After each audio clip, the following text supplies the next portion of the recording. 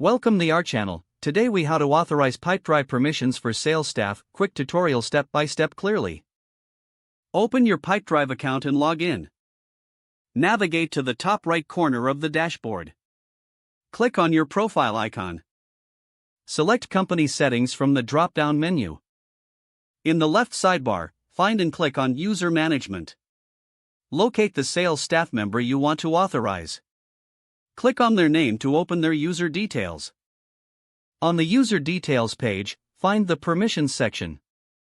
Review the available permissions for different features. Check the boxes next to the permissions you want to grant. Ensure you include permissions related to leads, deals, and contacts. After selecting the desired permissions, scroll down to the bottom. Click the Save button to apply the changes.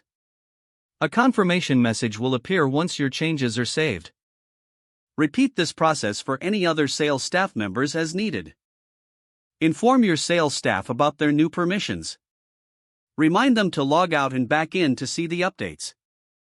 Observe how these changes improve their workflow in Pipedrive.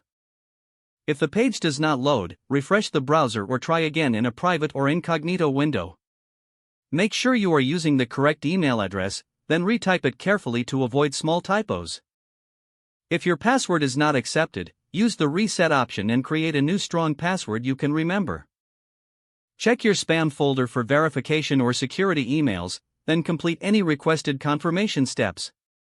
Enable two-factor authentication if available to improve account security and reduce unauthorized access risk.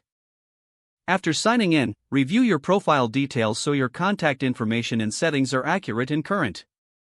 If you see an error message, note it down and try again after restarting your device and internet connection. Log out when you finish, especially on shared devices, to keep your account and payment information secure. If the page does not load, refresh the browser or try again in a private or incognito window. Make sure you are using the correct email address, then retype it carefully to avoid small typos. If your password is not accepted, use the reset option and create a new strong password you can remember. Don't forget to like this video and subscribe to our channel for more step-by-step tech guides.